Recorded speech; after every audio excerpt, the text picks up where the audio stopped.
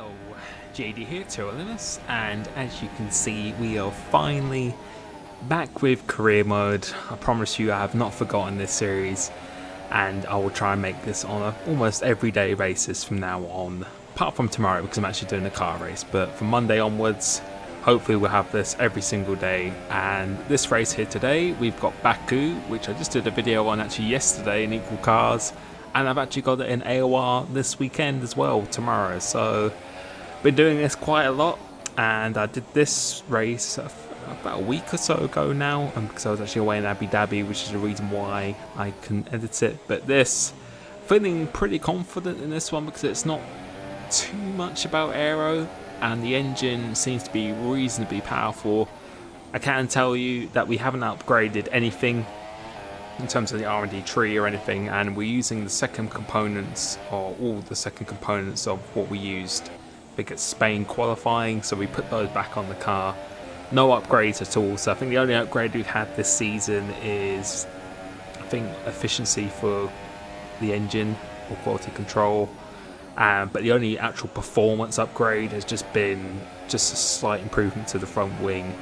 And that's about it. So still pretty much a stock Sauber, but my plan is to just save up as many resource points as possible, try and conserve my engine as much as possible, so do the track climatization, the practice programs with my old engines, and then use the good ones for the race and qualifying, and then just save everything and then try and do everything, do a massive upgrade like in one go, try and do all the efficiency for the aerodynamics and maybe the engine as well, I think, and I'll do those first so it's cheaper to buy the parts, and then do big upgrades from there. And I'll probably focus more on aerodynamics because I want to probably stay in this car for multiple seasons to see if I can win a world championship, to see how quickly we can, or if we can do that, shall I say. But you can see 14th in this qualifying here, and it felt like a decent lap. Had a little bit of an error in the last sector, but still felt pretty decent. We've got 5 lights now, and away we go, 14th.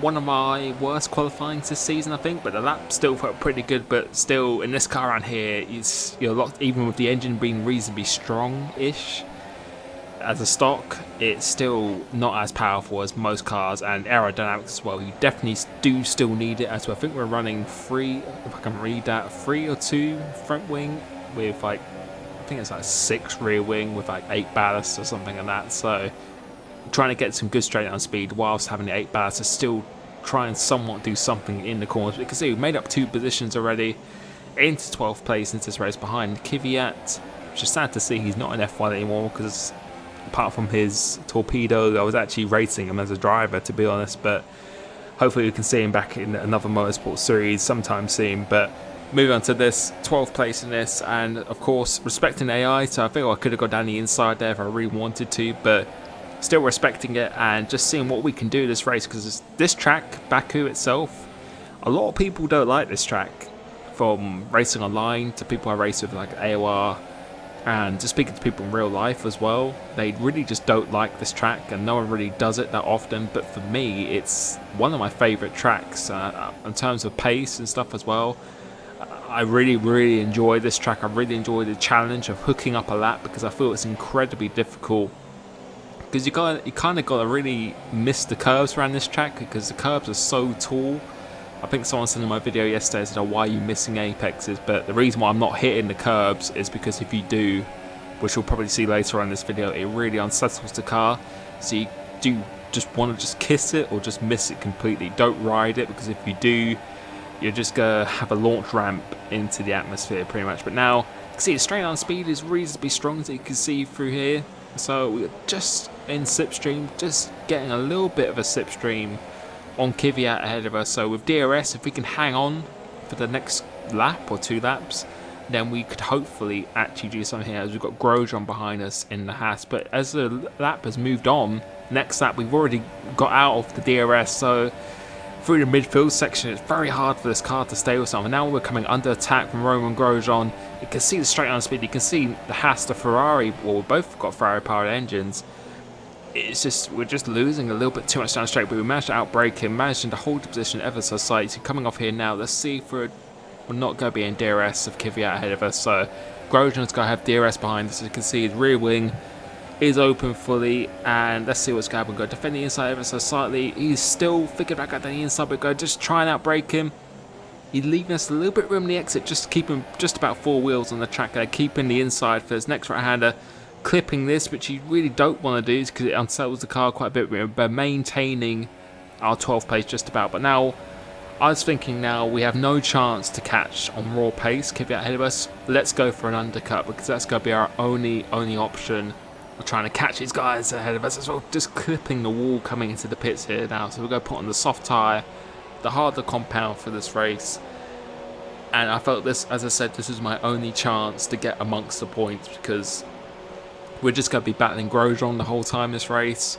And on just raw pace, we just don't have the speed in this car. I felt I was driving very well, but we just don't have the speed in this car to just do anything. So our only chance, I thought in my mind, was go for an undercut, see if we could just gain some position on these new tyres, because the tyres are very durable around here. So it might be the case that they might even overcut, they might even still pull away. But as you can see, we're going to really push it now.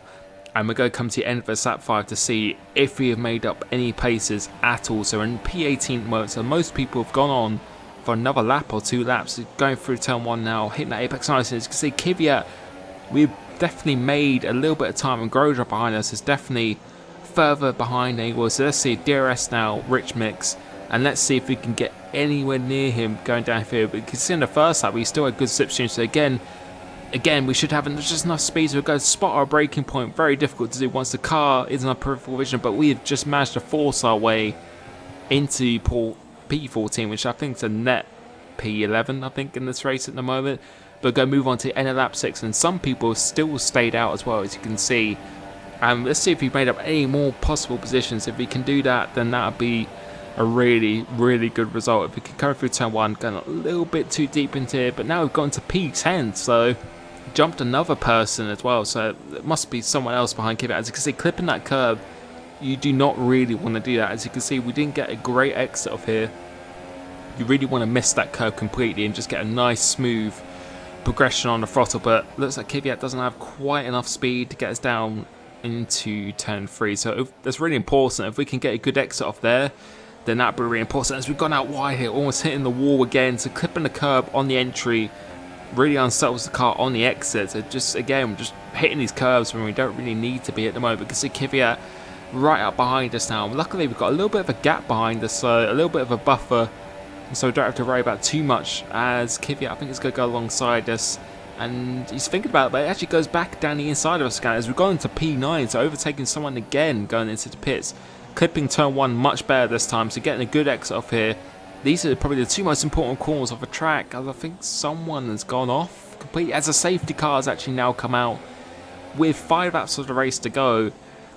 That was pretty good, because now I could relax for a little bit for a couple of laps, catch up to Massa ahead of us as well, so that gives us an opportunity to actually attack the guys ahead of us, but also allows the guys behind Kvyat to actually catch up as well, because we had a nice buffer behind him. So even if we lost the place to Kvyat, I think we would have been pretty secure for points finish. But now everyone's going to be right up behind each other as we get a really super start. So really judging the safety car really nicely down this. And we're going to go down the inside of Felipe Massa, spot on the braking point, hold down the inside as we get pushed, locking up our front left a little bit, as I don't know if Massa's got a little bit of damage, but we held her inside. Nothing wrong I did there. Missing the curb this time and trying to get a good exit, as Heinz Sainz is in front of us. P8 now, and P8 was, considering we qualified in P14, I think that would be a really good result if he can hold this, but I think we've still got 2 laps of this race to go, so I think we're going to stay on board for the rest of this lap, just to see, as again, clipping that curb. As you can see, we just lose a little bit of traction, so that's really not too optimal. So going through this corner, you want to kiss this as the curb finishes, that's where you want to turn in, but going over that curb's okay, but just many of these other ones is not really that good. But for this one here, the curb's completely flat, so you can definitely ride this one quite a bit. My favourite corner of this track, love this section, the castle section, probably one of my favourite sequences on the F1 tracks currently at this point. Trying to get a good exit off here, you don't want to run on the curb for the exit of that, because that really does harm you coming down through here. Love this section as well, completely flat out for these 2 corners. Black box on top right hand side as you pass that. Again, kiss this one. That's one of the curbs you definitely do need to hit. You definitely need to be half on that curb, bit too much, he'll definitely go airborne. So I'm missing this one, trying to get a good exit, good launch off this one as well. And let's see if we can just about stay with Sainz going through here, but we're really close to that wall there.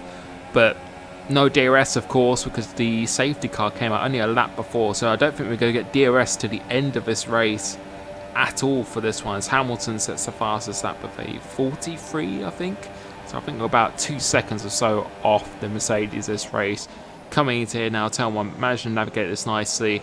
And now we've got Massa in the Williams with the Mercedes engine behind us. So if he gets anywhere near us, I think it's going to be very easy for him to get past us. We clip that curb, not too much, but still not getting a perfect exit. So let's see if Massa has any speed to get past us at all. And it looks like we're just about to hold him off going into this. So I don't think we're going to have enough pace to keep with Sainz for this. But going on to the last lap again, as you can see, we've definitely gone outside the DRS for Sainz, and now it's just a case of fighting for this 8th place. If we can just hold on for the end of this, then I would take this as much as possible, because I think we've racked up some decent resource points for this. But as I said, my plan is definitely to save it as much as possible, and then just save it as much as possible and do quite a few upgrades at the same time, mainly doing the efficiency points first before actually doing anything actually major on the car. But so, okay, coming through here now, clipping out a little bit too much, but still getting a decent exit. You can see his white arrows now come off behind us, spotting this nicely. Going too much in this, which you can see, it gives you, if you go too much on that, it just pushes you, creates so much understeer going through the car. And now let's see, coming through here now, and he's got the Mercedes engine. It's going to be super hard, but we're going to try. It's almost like a Bottas and Stroll situation again, but we can't squeeze him into the wall. We can't do that, and he's just going to keep ahead of us, and he's weaving in front of us as well. And we've come home in P9. Pretty disappointing, actually, considering we made that error in the last turn.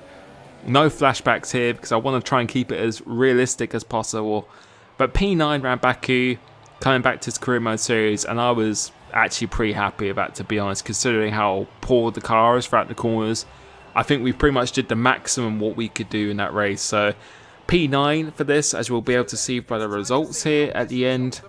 11 seconds behind P1 after that safety car, and fastest at 45. So you can see the cars around us, the 2 cars behind us were definitely quicker than us. So we realistically probably should have been outside the points this race, but again, getting another points finish, which I think is what we've done for every single race, as Vettel was actually DNF for this race, which helped us, otherwise we would most likely come in P10. But points finish for every race, I believe, for this career mode series so far. And I think the next race is Austria, which I really do like, but that's a very heavy downforce track, so that's going to be definitely quite tough. As a P7 in the championship, 57 points. So I'm pretty happy about it. So hopefully you've enjoyed this career mode series, and as I said, from Monday onwards it should be pretty consistent from now on. So thank you so much for the support, and I'll catch you next time.